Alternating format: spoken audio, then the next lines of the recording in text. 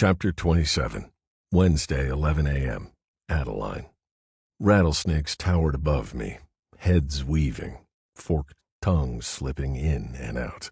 Their heads twisted on thick, scaly necks to look down on me, with glowing yellow eyes the size of basketballs. Mandy, Adeline, Cynthia, Riley, and I cringed, trying not to move a muscle. I whispered to Larry, who stood tall behind me, his hat pulled low, his hand on his six-shooter. The snakes started striking down at us with needle-sharp, saber-sword fangs. I wanted to throw myself forward and shield someone, but I didn't know who to protect. Besides, I couldn't move. Gasping, I opened my eyes and the snakes disappeared. Then I heard a muffled rattle. I froze and raised my head. Larry stood at the foot of my bed holding Mandy, who wore a giant pink cowboy hat. She was shaking candy from a box into her tiny hand. "Oops," Larry said, and quickly handed over his load to Adeline. Adeline gave me an apologetic look. Mandy frowned as candy spilled over her hand onto the floor. Adeline deftly caught the box, just as Mandy held up a small piece of candy, and showed it to her audience, before popping it into her mouth. She studied me as her little jaw worked. With a dramatic swallow, she looked at her mom for approval, then back to me. I raised my bed to sit upright. "Do you remember how old you are yet?" I took a deep breath and said, I forgot again." She cocked her head and sighed. "What are we going to do with you?" She lunged for the candy box, and chaos reigned at the foot of my bed. Adeline negotiated ownership of the box and chastised Larry for kicking the candy on the floor under the bed. The pink cowboy hat came off twice, and each time Larry, with a non-Larry goofy smile, retrieved it before making a production of getting it right on Mandy's head. If Mandy had told him to crawl under my bed to recover lost candy, he would have handed her his hat and dived head first. Then I noticed his hatband, and a new addition, a 3-inch rattle. Adeline brought it all to a halt by giving Mandy to Larry and ordering him to take her to the kids' room. To my surprise, he not only obeyed, but acted as if she had given him a 6-pack of Sapporo. Adeline waited until they were gone before walking to the side of my bed to put her small hand on my arm. "I guess it's true. Cowboys have a soft side for kids. He looks like an old-time sheriff, doesn't he? How are you feeling?" "Good," I replied as my mind reeled. Her dark eyes softened with tears, and her jaw trembled. You saved her life. You left so quickly. I knew I had said something to upset you. I wished I knew what it was. Then you came back." "It's okay, Adeline," I said, suddenly knowing it was anything but okay. Looking at her, I didn't want to move anywhere, ever. She bent down, kissed me on my sneer side, and stared into my eyes. Wiping hers, she sat on the chair next to the bed. I closed my eyes as though fighting the pain, which was true enough. I had fallen asleep after breakfast, thinking about her with equal parts anticipation and dread. Seconds before Mandy screamed, I set in motion the irreversible. After Riley and Larry left me to get some rest before Adeline and Mandy came to see me, I lay in bed and cursed Murphy's Law. I stopped beating myself up when I admitted it was not the irreversible moment that was the problem. It was decisions I made years ago, decisions I might never remember or uncover, that would keep me from ever having more than a casual relationship with any woman. Since it was my loss, not Adeline's, and my fate, not hers, I needed to move on. However, I was going to live, which meant the glass was better than half full. It was damn near running over. I remembered my mother's hard-living Uncle Joe, who claimed the words matrimony and monogamy came from the Greek word for manacle, manus. He said it often and with conviction. I believed it, and once tried to pass on that wisdom in a college bar. After that, I kept it to myself. Uncle Joe's favorite country singer was Waylon Jennings, and his favorite song, Lukenbach, Texas. The only two things in life that make it worth living are guitars and firm-feeling women. I fell asleep thinking he had it in the wrong order, and when I awoke to Adeline, I was damn sure of it. "Have you seen any more snakes other than Nurse Ratched?" I asked. She shook her head and said, "No, only her. We left after the ambulance took you and haven't been back." We're staying with a friend of mine and her family. I'm never going back into that house or neighborhood again. And it's not all about snakes. Nurse Ratchet and Carl Dwight, the Cottonwood city manager, paid me a visit when I was packing the car to get the hell out of there. Adeline held her head up, controlled her trembling jaw, and said, "They told me if anyone else is bitten by a snake anywhere on the golf course or in town, I would be held responsible.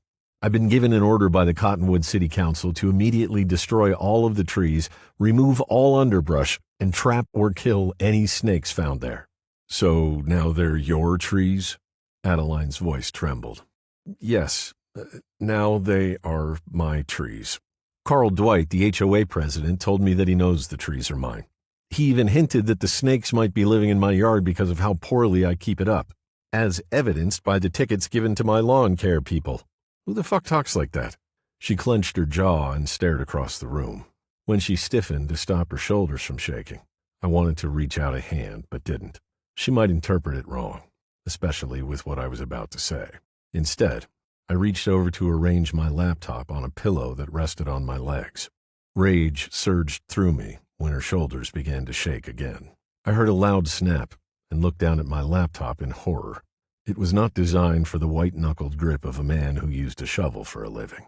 I loosened my grip and lowered the laptop onto the pillow. Taking a deep breath, I gently pried the lid open. 2 jagged cracks ran across the screen that showed a Google satellite image of Driscoll's and Adeline's properties. It looked as though an earthquake had left ragged fault lines. When I could zoom in and move about the image, I finally blew the air out of my lungs.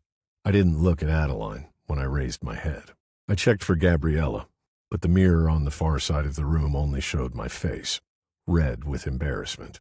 Out of the corner of my eye, Adeline stared at me. Concern and puzzlement etched on her face. Her eyes drifted to my screen, and the words tumbled out, one over another. "Did you just do that to your screen? Paul, did I make you do that? Oh, I'm so sorry. I'll get it fixed. Oh my God, that is how I saw our house for the first time. You have no idea what I would give to go back in time and never take that fucking cruise." I opened my mouth and closed it as the words continued to pour out of her, as though a dam had burst. "This old man was at our table, and one night after Edmund and I had talked about skiing in Colorado, he started talking about these old houses he inherited in Colorado. He had only been in them one time. He was a stuck-up old snob, called Littleton a typical American village with a McDonald's. Harry Driscoll was there with his girlfriend, and none of us were paying much attention until the old fart said something about having a little, what did he call it? Oh yeah, a trivial cash flow problem." She paused, grimacing, and once again I opened my mouth, then closed it. Her eyes were looking at my laptop screen, but she was back on a cruise and seeing her home in Colorado for the first time. At first, Harry and Edmund were just being polite, making conversation. Harry finally caught on that the old guy was asking if we might be interested in buying these 2 old houses. Of course, once Edmund and Harry started asking questions, those 2 old houses became legacy historical estates. The old guy John Osgood was the grandson of the Osgood who built these houses over 100 years ago. After a while, Edmund and I let Harry do all the talking. Later, neither of us could remember exactly how it all happened. One minute we were just goofing, we were half-tanked. Edmund and I had jobs in L.A., and the next thing we knew, we had agreed to buy our house, and Harry said he would buy the mansion. I barely saw Edmund for 2 days as he and Harry went back and forth with Osgood, who, as it turned out, had more than a trivial cash flow problem. It all happened so fast. She pulled her eyes from the screen to smile at me. It was so exciting. It was a couple of years before Mandy was born, and it was just Edmund and me having this unbelievable adventure that no one who knew us would ever believe. She giggled as her eyes traveled to the past. Even with our student loans, it went unbelievably fast. We got scared when the bank said they had to do some due diligence that could push us past the deadline. And then Carl Dwight, the as-evidenced asshole, called and said he had heard we were buying the house. He welcomed us and asked if there was anything he could do to help. When we told him about the delay, he said it was unacceptable and that we would get a call from someone who could help. An hour later, we got the call from a real estate banker in Cottonwood who told us to get on a plane and come to Denver to close on the house. Her smile faded, and she was quiet for a minute. Then, in a soft voice, she said, "I can't even remember the banker's name now. He lives on the north side. I remember seeing him in the grocery store once and trying to talk to him. He acted like he was embarrassed and he was rude. I didn't give it a lot of thought at the time, to be honest. I just wrote him off.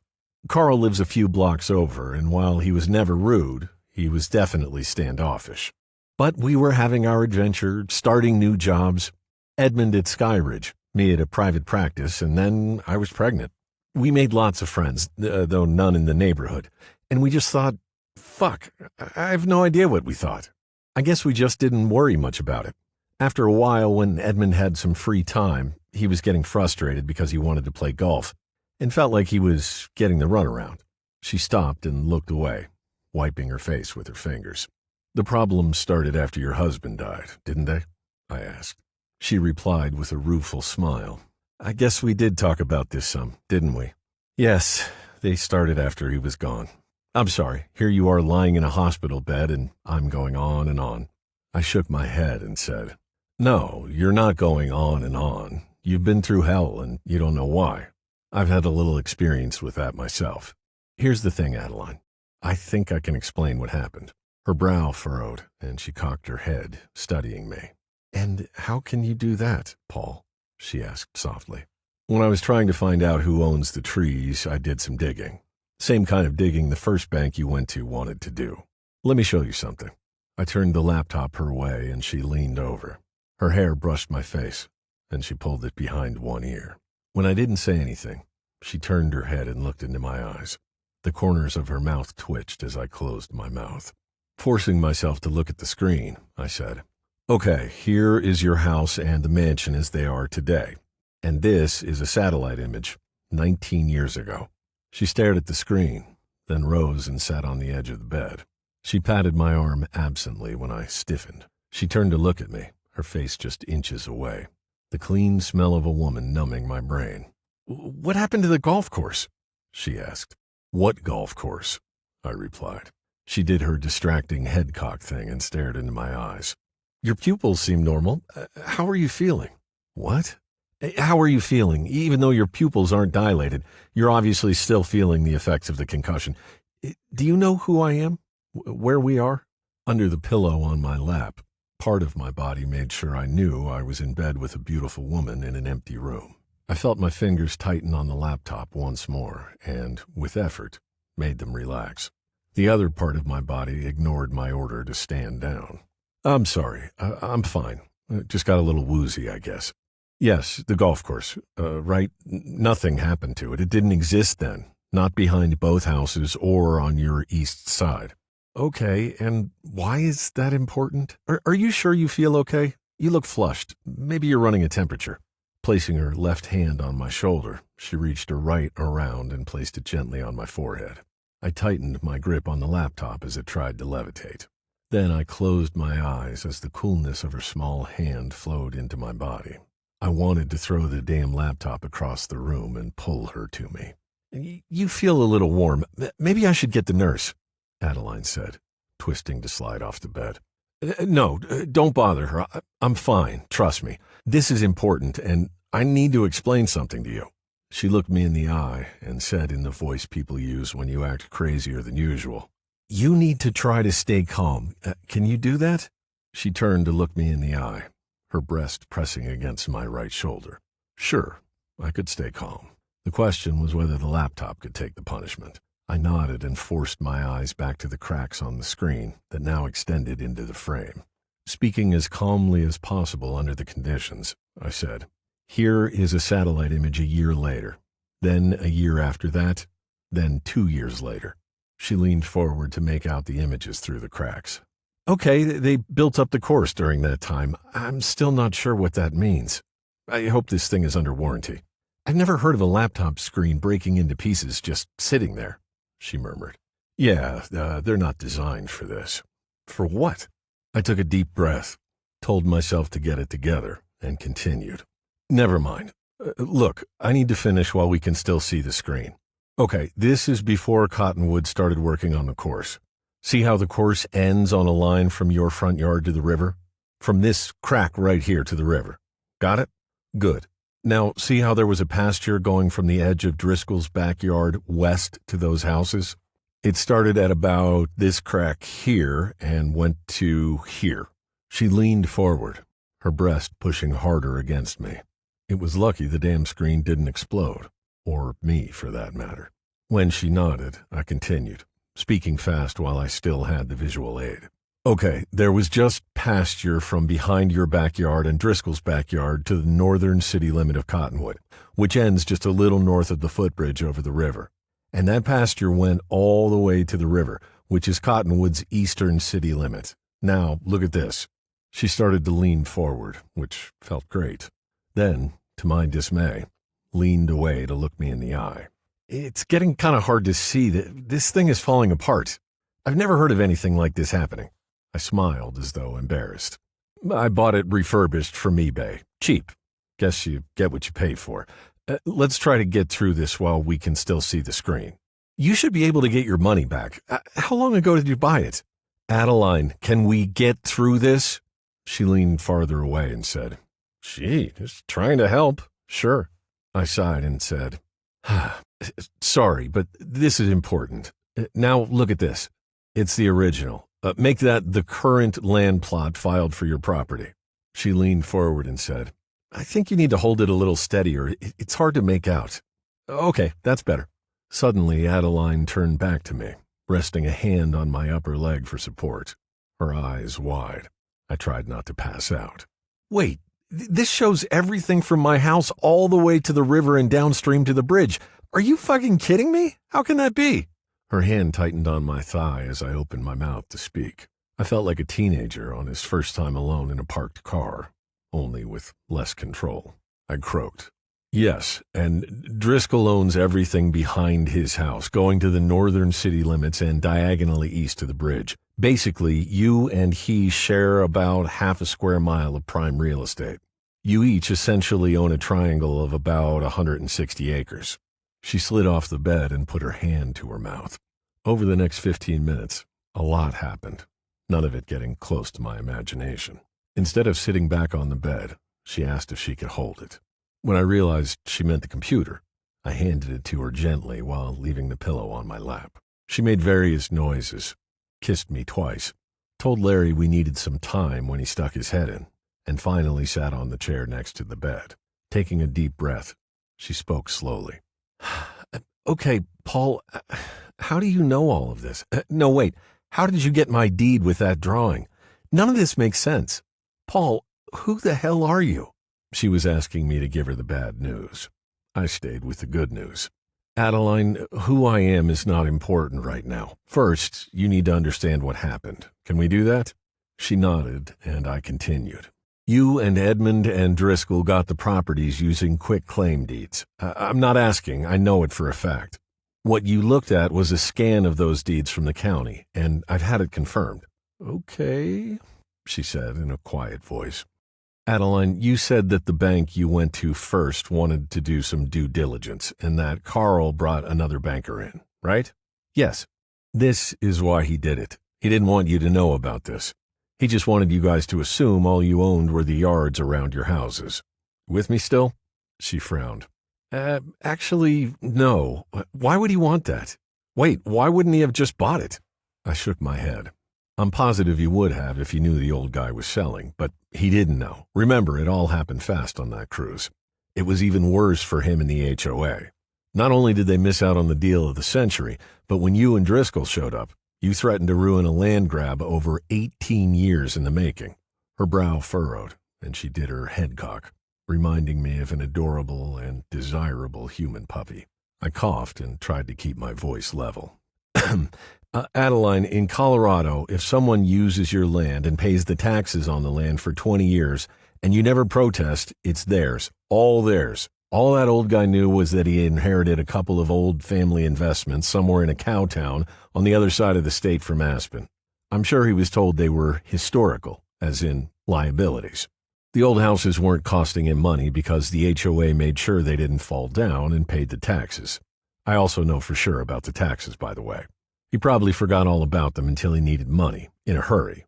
Anyway, one day you guys show up, and the HOA finds out they not only missed the deal of a lifetime, but are about to lose a half square mile of their precious fucking golf course. You're serious about this law?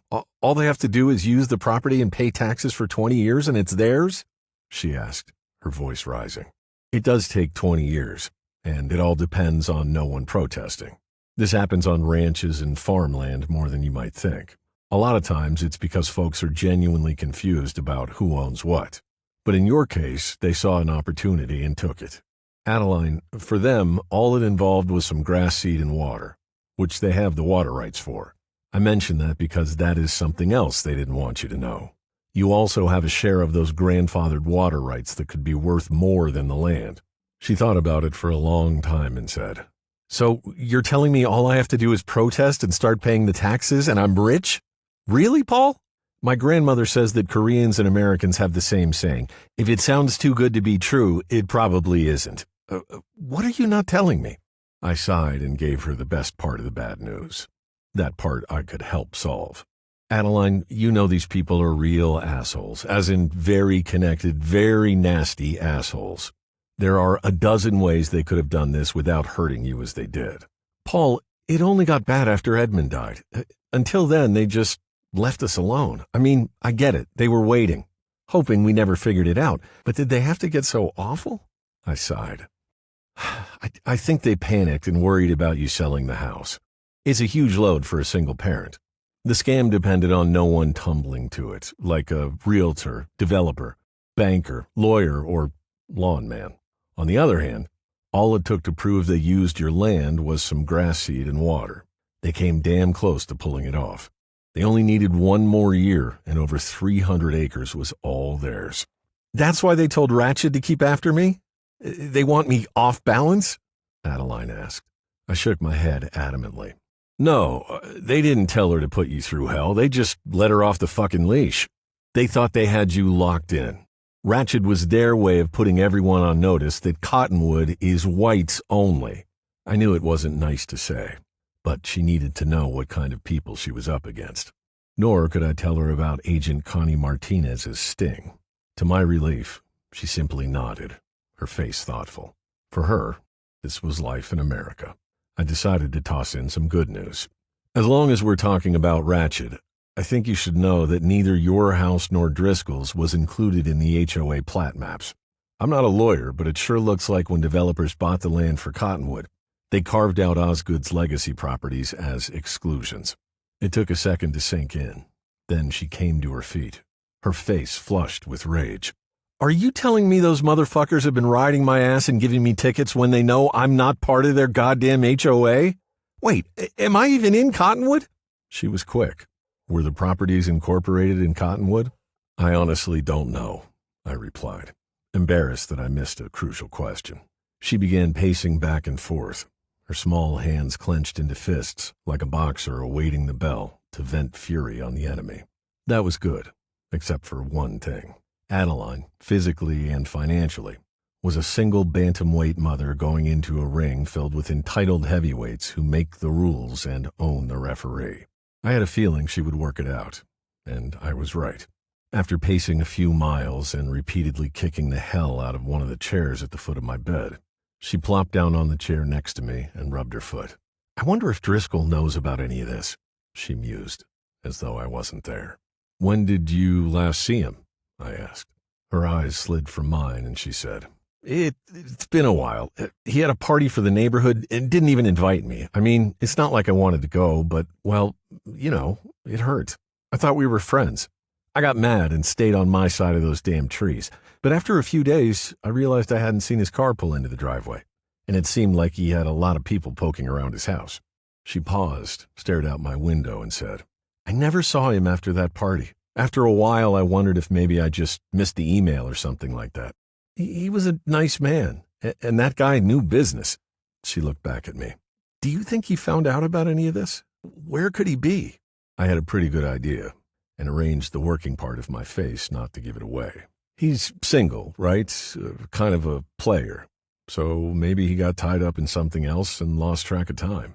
Adeline, it might be best if you didn't count on him. If he shows up, great. But you need to think about yourself now. She nodded reluctantly, and I saw something click in those dark eyes. For the most part, cringing when backed into a corner is modern man's response. I was sure that our primitive ancestors did what most animals do when cornered. They turn and fight. Maybe the genes that control whether we see ourselves as fighters have become recessive. Adeline had been a mouse being toyed with by a lion. That mouse had just acquired a cannon. With dismay, I realized she was eyeing me with suspicion. "Who are you, Paul?" Oh my God, Mandy!" Her eyes suddenly widened in alarm, and she darted towards my door. Adeline, stop! Mandy is safe, and there is no one in the world she is safer with than Larry.